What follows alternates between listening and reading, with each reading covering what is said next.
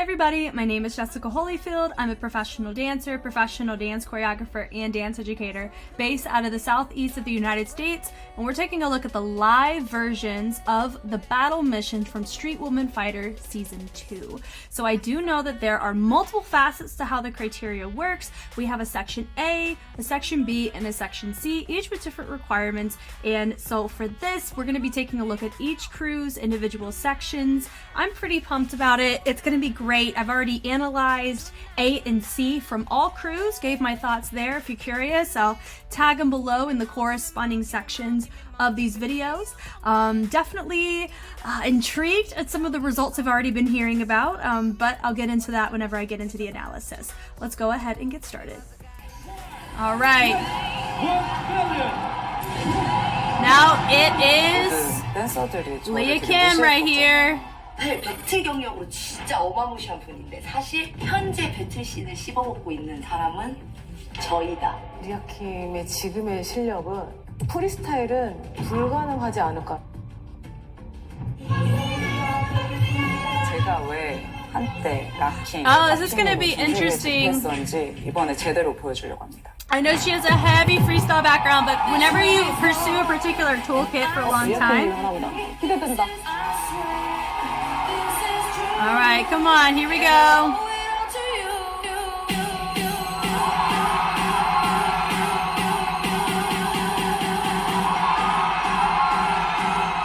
Her outfit really helps with these techniques.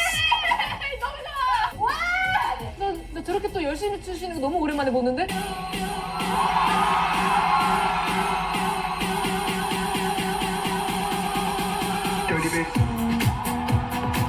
오, 연습 진짜 많이 하셨구나. It's interesting that they choose, I know we had Fergie for the mannequin group chat. 와, 무서워. 와, 나 진짜 소름 돋았어. Okay, so she's trying to one up a little bit of Cera right there. 리더니까 앞으로 살 차이가 없고 열이 후퇴가 많았어.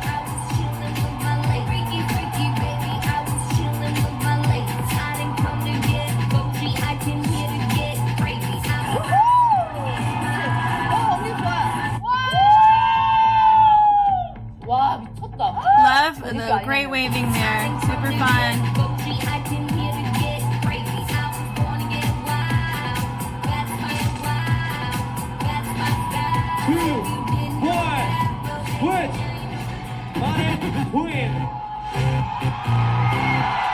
Oh, I haven't heard this song in so long.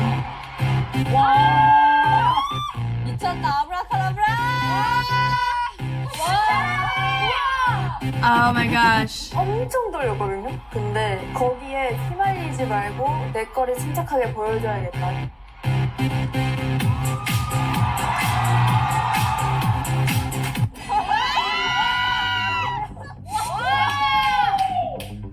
가자, 세라!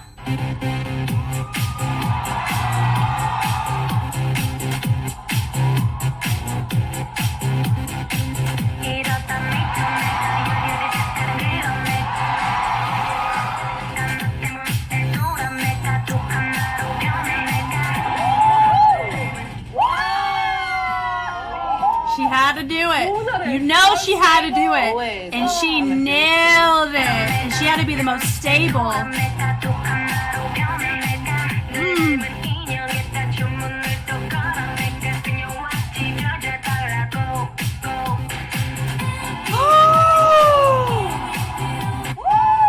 Oh my God, in heels!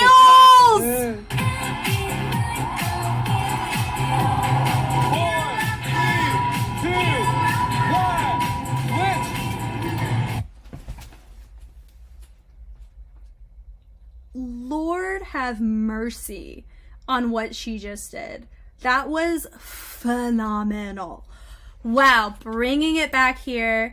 We have, of course, we go through a lot of what people's complaints were, you know, like what they were dissing about Lia Kim was her freestyle background. You know, she started strong and then now it's kind of watered down because she's pursued choreography, not really refined.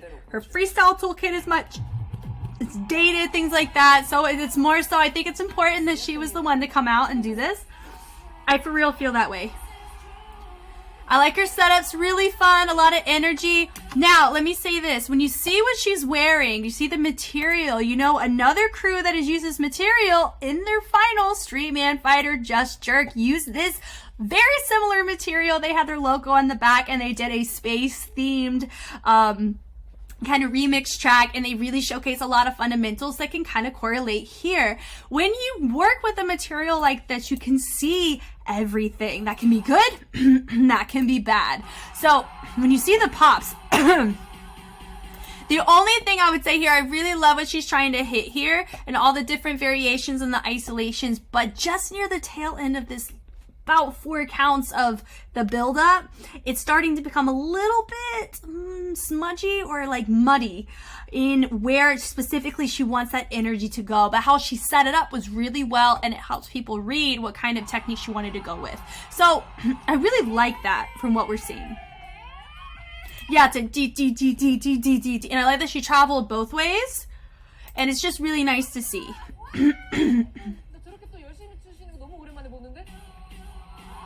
Just her pops so strong.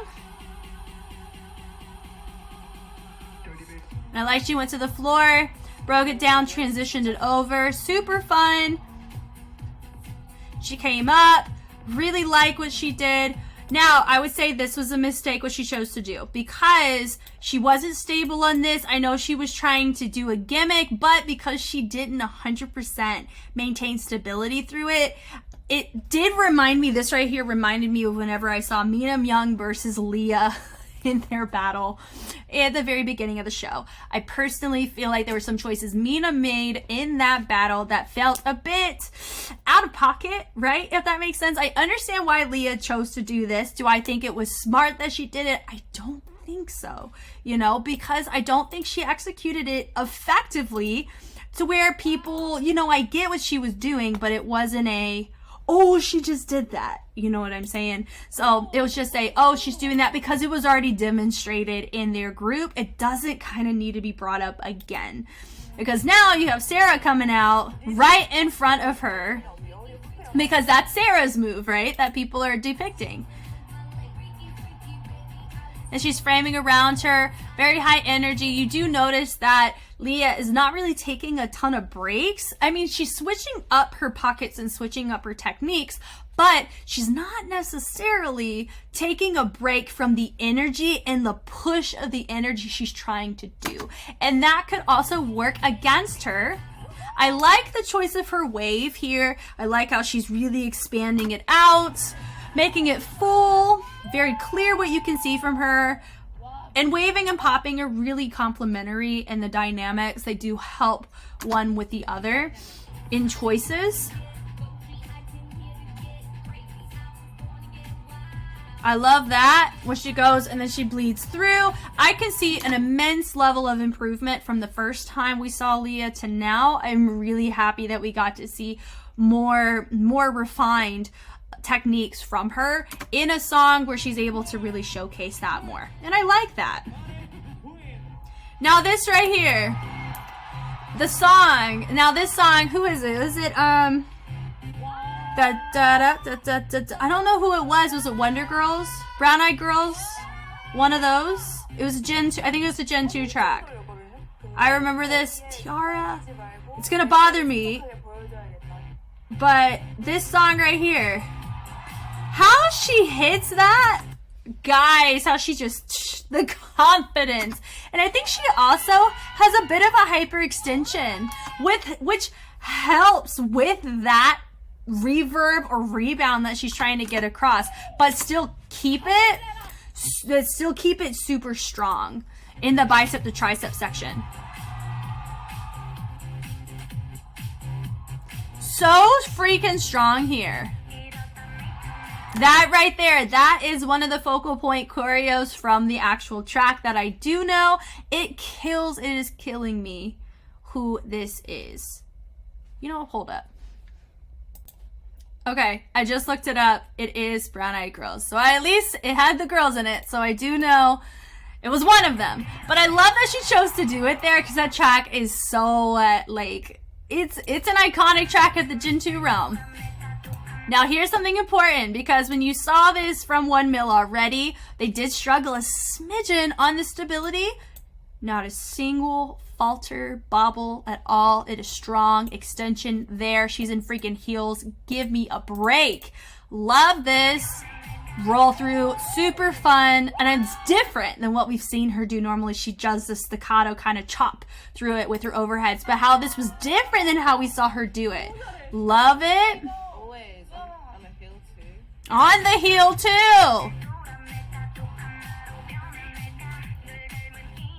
And then you have Lia trying to do it again. Stop. I mean, I hate to say that, but like, we've already seen you try, and you really struggled on your stability, so let Cera do it. You know what I mean? This right here was wild. Just her strength to be able to drop it the way that she did. That was freaking wild.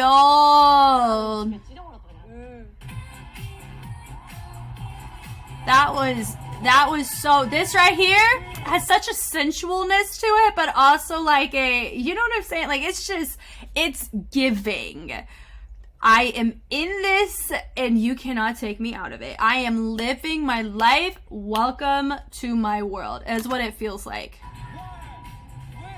That was so strong. If I were to vote out of the two, my vote would have gone to Cera because she was stable throughout the entire thing. Also, what we saw from Lia, I think it was very strong. There was a couple muddled sections, very unclear in very specific aspects. We didn't quite know what she was going for, and that is important. You do want a sense of digestibility within your freestyle or a 1v1. You want what you bring to the table to make sense within the transitions between the feature moments you choose to have, or the focal points that you want to bring to the table. Cera had the full package. Her overheads, her technique was strong. Every choice she chose to do that was a risk was stable and in full control 100% of the way. Lia did bobble and lose some stability on things we had already seen earlier from 1mil in terms of a diss. So they're trying to kind of beat a dead horse on one aspect of a diss when there's other aspects or other elements of Mannequin that they could have approached during that freestyle. So that's just kind of my point of view on that. But I would say Lia, definitely a much stronger set from her than what we have seen in the past. Cera, I called her Miss Flamingo the first time because she stayed on her leg, her just one leg, for the majority of her set the first time I saw her. And here she had kind of felt like bird wings. So I'm going to keep dubbing her Miss Flamingo in the best compliment possible.